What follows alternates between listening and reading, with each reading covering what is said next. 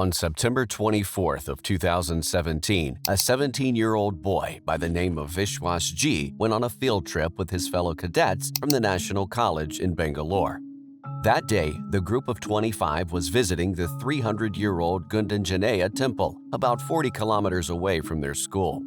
Upon their arrival, they went for a swim in the temple's man-made pond and took some pictures to commemorate the day. Following this, they returned to the temple. While looking at a group photo taken in the water, one of the students noticed something extremely disturbing in the background. Someone's head could be seen captured in the frame just above the water behind the group. He showed his colleagues and they quickly realized that it was Vishwas. The students immediately alerted their unit chief, and they all ran back out to the pond to look for Vishwas. By then, however, he was nowhere to be found. Police were called, and they soon arrived at the scene to search the water more thoroughly. An hour later, they pulled Vishwas's body from the 15-foot deep pond. Vishwas's parents rushed to the scene as soon as they heard the news. They blamed the school's administration for not being more diligent on safety measures. Later that day, Vishwas's parents, relatives, and friends would even protest outside the school, demanding someone be held accountable.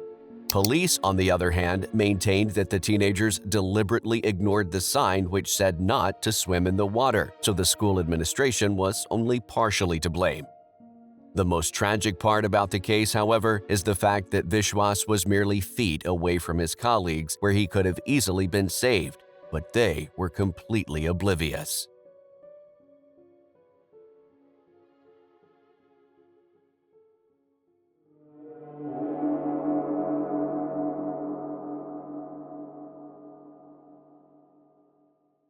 Robert Overacker was a 39-year-old stunt performer from California. On October 1, 1995, he had set out to do his biggest stunt yet at Canada's Niagara Falls. For the last 7 years, he had planned to go over the falls on a jet ski at high speeds before deploying a parachute and floating down to the water below. He wanted to do so to raise awareness for the homeless and had actually traveled to the falls twice before to pull off the stunt. While he was dissuaded by friends on each occasion, nothing was going to stop him the third time. On the day of the stunt, many people had gathered to see Robert in action. They watched tensely as he got on his jet ski and began accelerating towards the waterfall. But the stunt would not go to plan. This is the last photo ever taken of Robert Overacker. It captures the very moment he attempted to activate his parachute after separating from his jet ski. He was equipped with a specially designed parachute with thrusters that were supposed to deploy before the parachute in order to ensure that he was far enough away from the falling jet ski. Somewhere along the line, the system failed, causing Robert to freefall for roughly 180 feet before hitting the waters below at high speeds. At the foot of the falls, Robert was lifted aboard a Niagara Falls tour boat and taken to shore. Medical personnel tried unsuccessfully to revive him en route to the hospital, and he was declared dead less than an hour after the stunt was performed.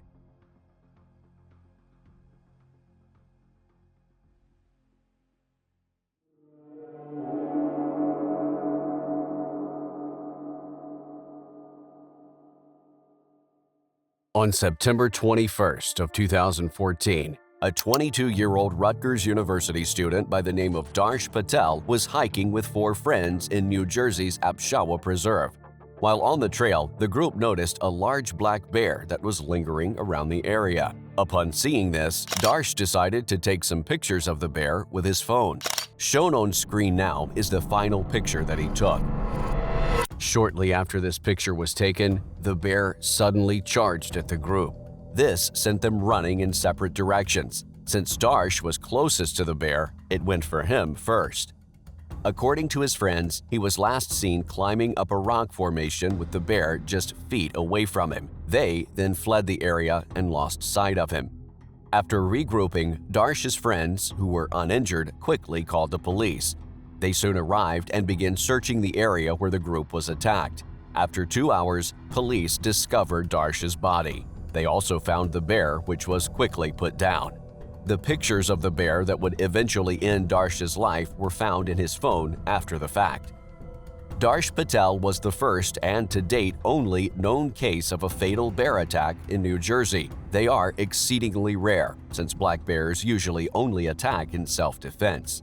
The fact that Darsh also took pictures of the bear makes his case further stand out.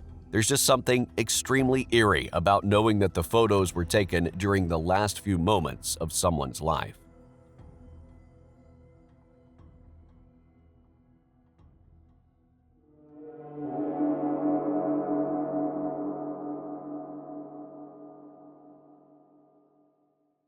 On August 14th of 2011, an Ontario couple made a trip to the province's iconic Niagara Falls. While there, they asked someone to snap this photo of them, not knowing that they would accidentally capture someone's last moments. Wearing a red sweater in the background was Ayano Takumasu. Just moments after the picture was taken, the couple proclaimed that the girl lost her balance while standing on the upper rock barrier and subsequently fell more than 80 feet into the raging waters below. Police were immediately called to the area, and they began to search the water for Ayano. She was nowhere to be found, however. On August 18th, 4 days after the incident, Ayano's body was discovered by an employee at an attraction in Niagara Falls. The news came as a shock to all those who knew her. Ayano was a 20-year-old exchange student from Japan, learning English at the Hansa Language Center in Toronto. Her classmates remembered her as an upbeat and friendly girl that got along with everyone. Ayano had only been abroad for a few months when the event happened, but was already well-liked by her colleagues.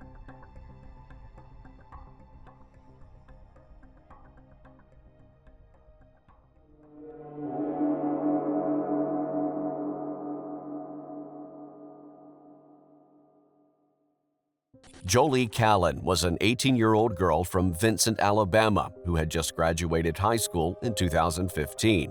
On the 30th of August that year, she had been invited out for a hike by her ex-boyfriend, Lauren Bunner.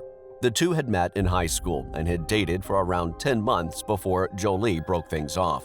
Bunner saw the hike as an opportunity to rekindle his relationship with Jolie and start dating again. By that time, however, she had already begun seeing another man and wanted to make it clear to him that they were done once and for all. Throughout the day on August 30th, Bunner uploaded numerous pictures of Jolie to his social media pages. He documented their hike from where he picked her up in his car to when they began walking the trail. Then, Bunner uploaded one final photo of Jolie. Unbeknownst to those who saw the picture, it was taken just moments before her death.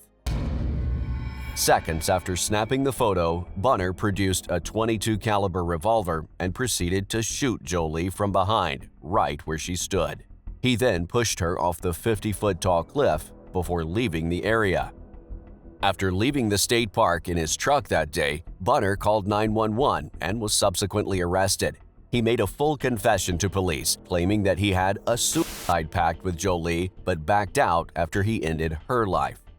After informing police where Jolie was, they took him to Clay County Jail. Although Bunner was adamant about his story, detectives didn't buy it and instead speculated that he grew angry after finding out that Jolie was not going to budge on rekindling their relationship.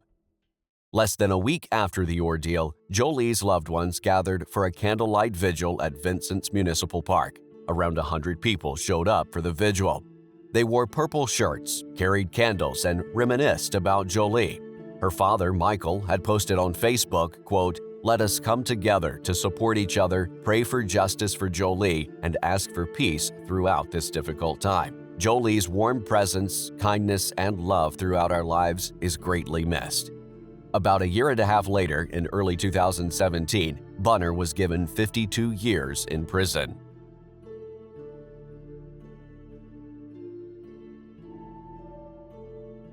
Our deepest condolences go out to the families and friends of all of those covered in this video.